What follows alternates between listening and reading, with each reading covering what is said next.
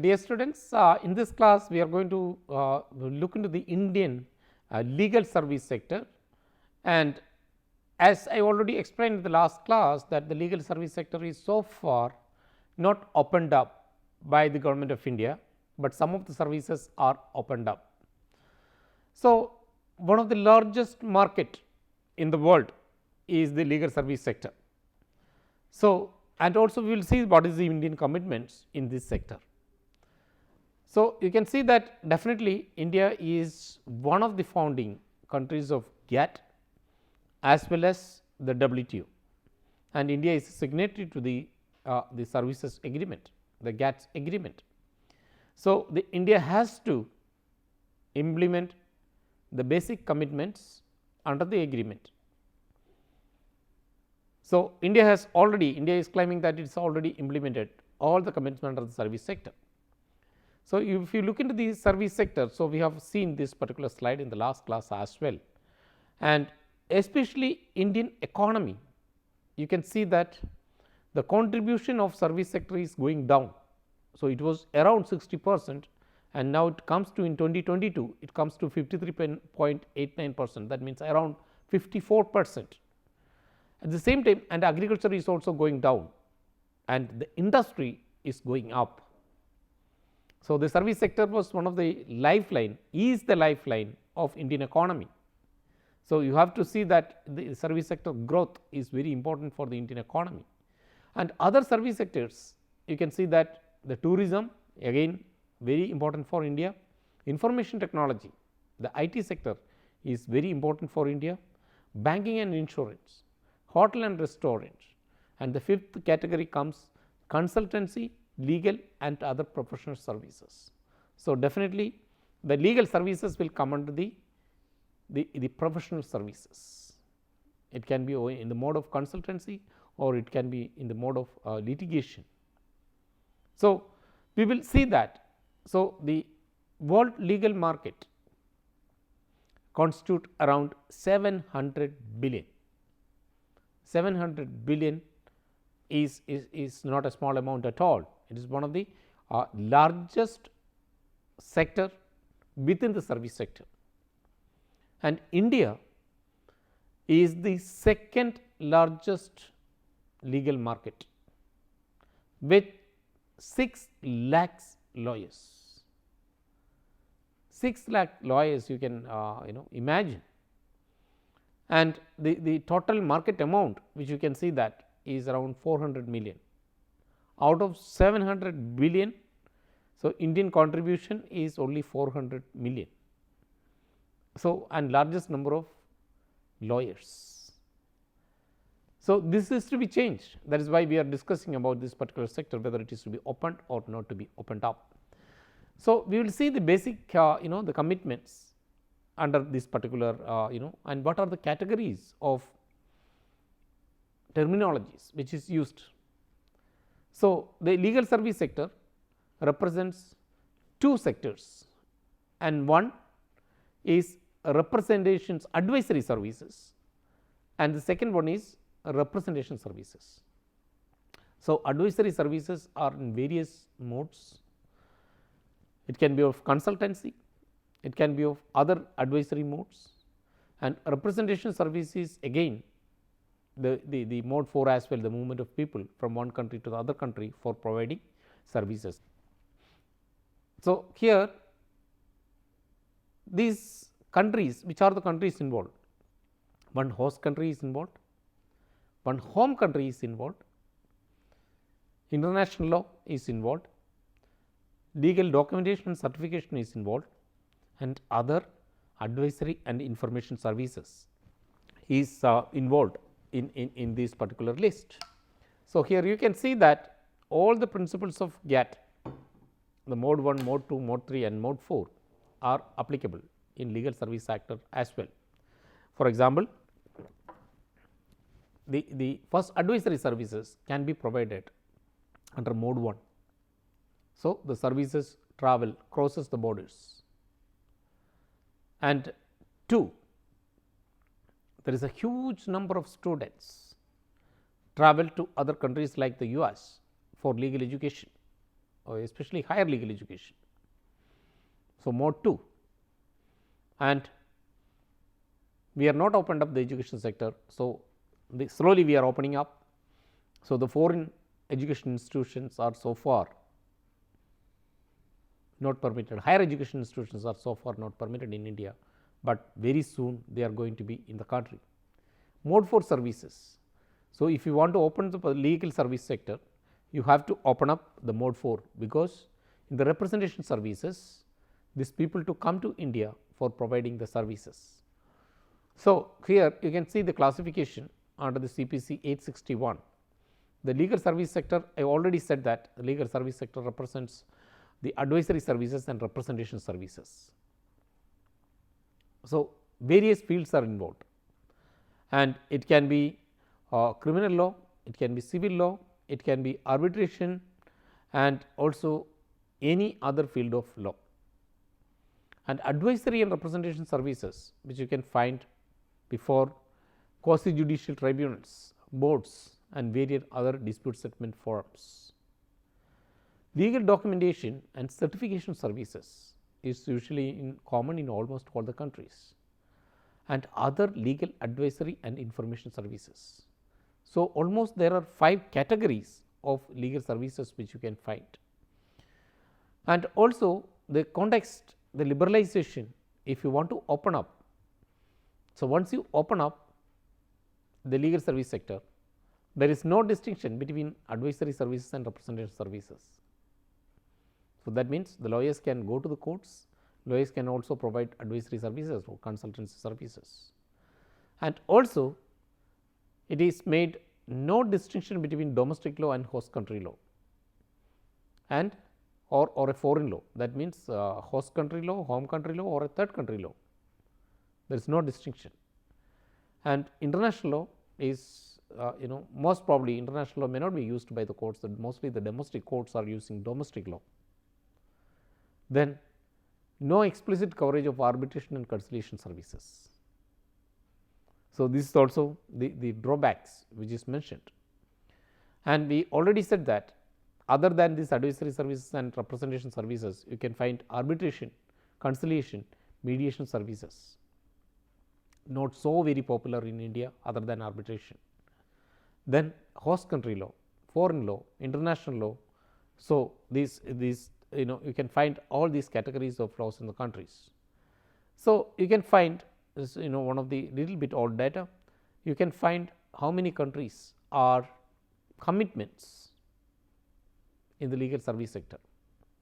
So, here the first one you can see the host country advisory services.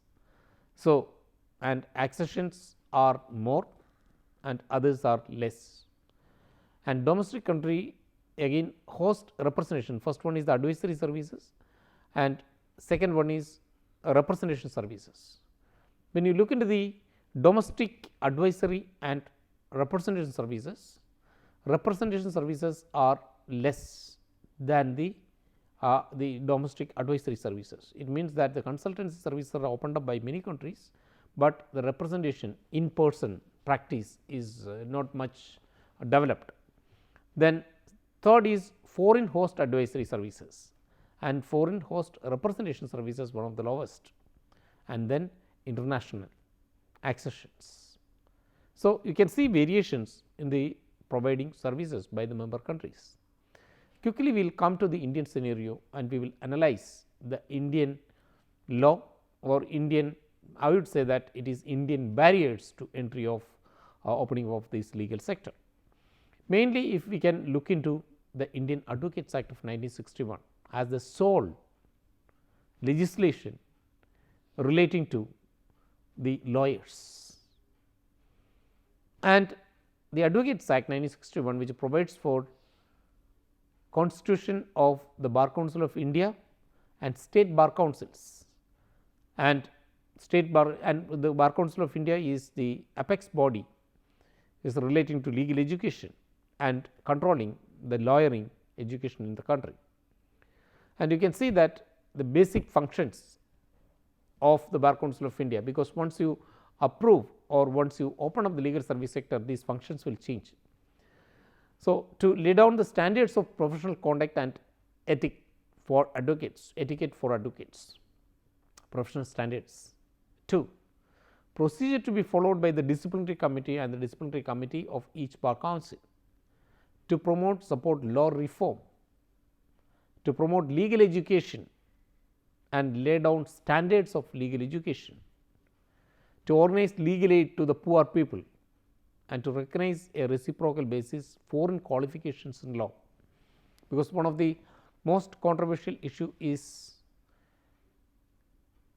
recognition of foreign law degrees in the country. In some of the countries you can see that it is 4-year course, in India and some of the other countries popularly it is 3-year courses. So, recognition of foreign degrees become a controversial issue. So, without solving the recognition issue, you cannot open up the sector at all, because otherwise everybody will come and enroll in the country. So, qualification is considered to be one very controversial area.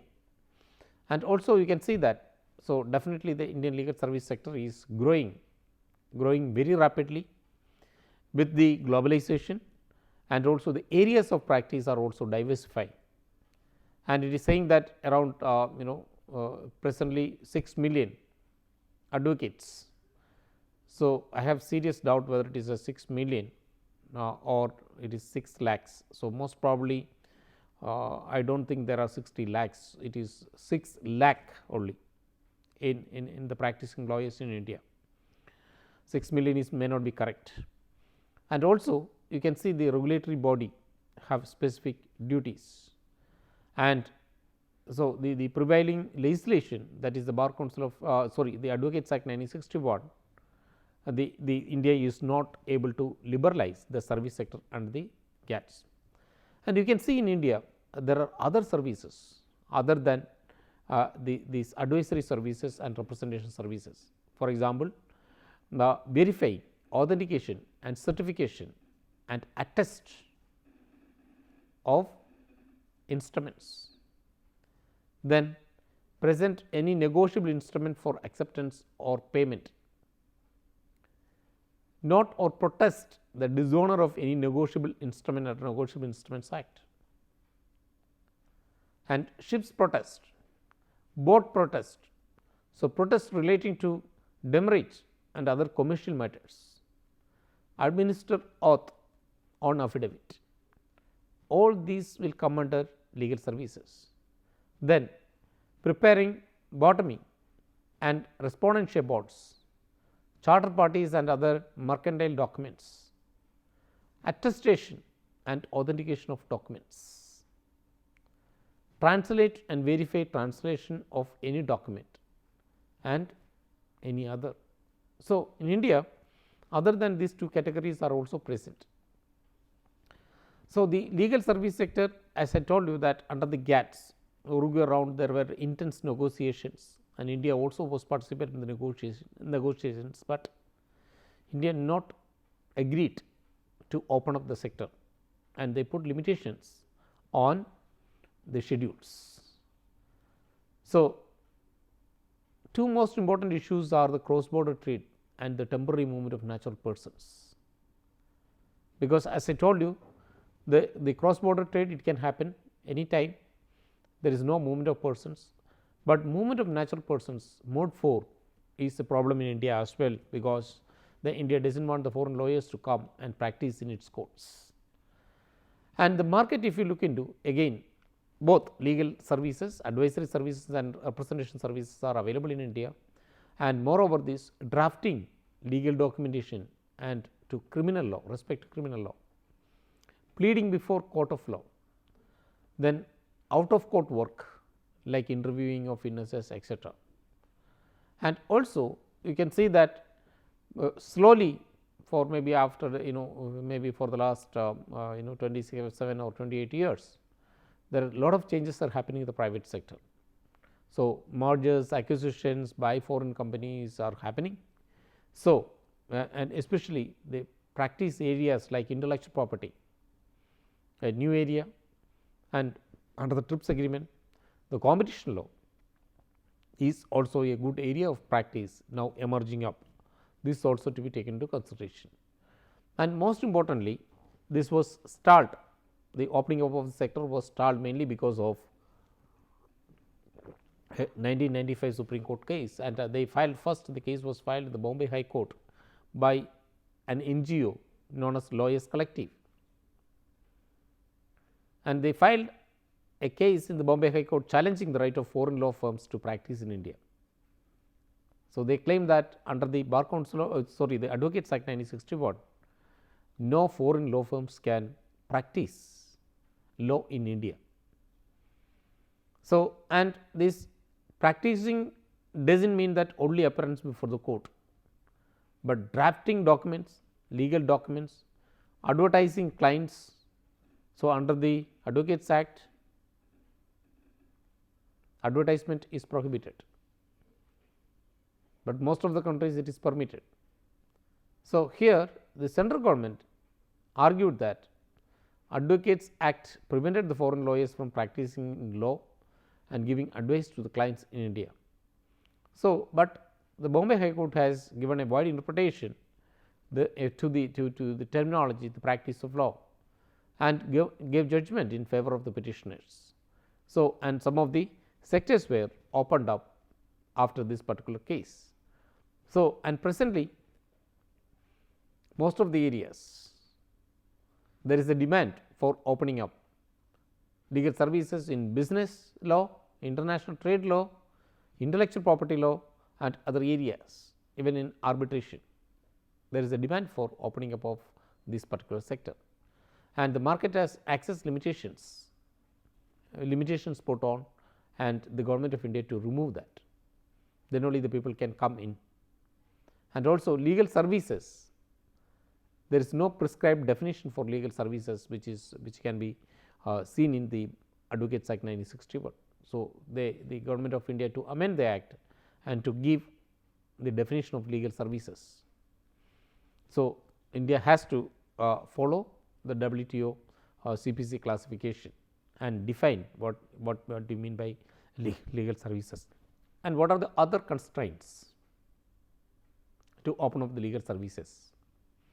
For the Bar Council of the professional body who maintains the standard of the India legal education is not in favor of opening the service sector. Opening is a service sector for foreign firms. And also, so the Foreign Exchange Regulation Act 1973, because the people those who want to take away their earnings, so they have to comply with the Foreign Exchange Regulation Act. So, some of the provisions to be relaxed. Then most importantly, the lack of political will due to various reasons. So, you can find very specifically in India lot of politicians are from the legal sector. So, the lack of political will also is one of the reason for not opening up this particular sector. And most importantly, the Bar Council of India regulations are completely obstructing the flourishing of legal services in India. So, today or tomorrow we will be compelled to open up this particular service sector and one of the largest in the world, and also due to the liberalization there is a lot of litigations also in various areas, for example, the business law, intellectual property law, and other areas of practice we require the foreign expertises. And we already said that the main opposition is from the Bar Council of India, and which is prohibiting forming partnership business, advertising the business of lawyers, etc., is prohibited under the Advocates Act. Then the rules which provides that multidisciplinary firms are not allowed. So, partnership firms are not allowed. Partnership firms are the only one presently. Most of the law firms are in the form of partnership firms. So, multidisciplinary firms are not known to India, and the Law Commission of India has recommended that the amendment of the Advocates Act, so that and definitely the Bar Council of India rules as well, so that the law firms can come to the country and provide services. And if you look into the domestic regulations, which you can find in certain places, equitable access, transport, education, health, telecommunication services, etc., cross subsidization and financial incentives, and all these are applicable subject to the national treatment principles.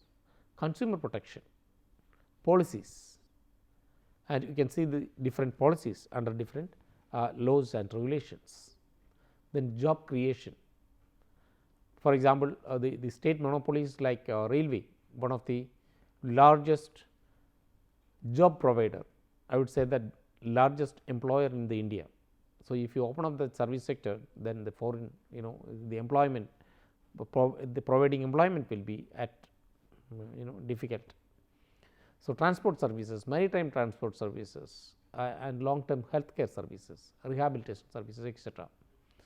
So, in certain areas there are interest, business interest, certain areas there is no interest. Then labor market integration. So, as I told you, the service suppliers, so obligations to employ certain percentage of handicapped persons and other category of persons.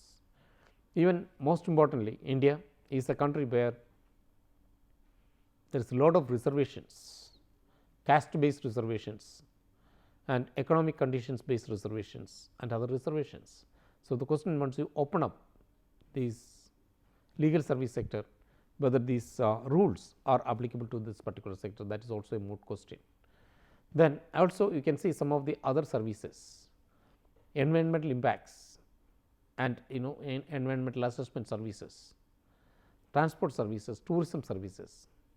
So, we can see again these particular laws, environmental impacts is also a environmental impact studies and other external provisions are also a problem. Then macroeconomic stability. So, always the foreign banks, foreign financial institutions, those who work in the country have a macroeconomic stability have to look into.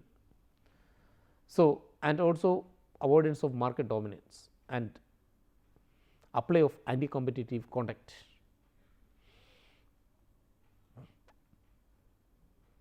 Like collusive arrangements, cartel formations, tie-in arrangements, horizontal as well as vertical arrangements, all these can happen, all these will affect the Indian market. Then tax avoidance or tax evasion. So, disclosure requirements and monitoring and policies are also very important. So, regulatory issues, we can see here the limitations put on the schedule. Domestic regulation should not be more trade restrictive or burdensome than necessary to achieve a specific legitimate object. We saw SPS agreement, you can impose limitations only to the extent to achieve a specific legitimate objective. Transparency, all reasonable notice should be given in advance for the implementation. So, public availability to service suppliers. So, this should be advertised, it should be easily available to the people, those who are searching for providing service.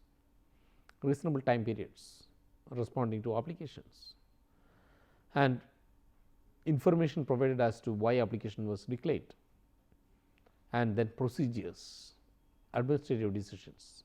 These are also very important. And equivalency is equivalency of qualification. I have already mentioned that it is a problem in India. Equivalency of educational qualifications, whether it is a legal sector or any other sector, is a problem in India, and we have to accept international standards and facilitation and certification. So, equalization, or you can see equivalence and international certifications to be adopted by India.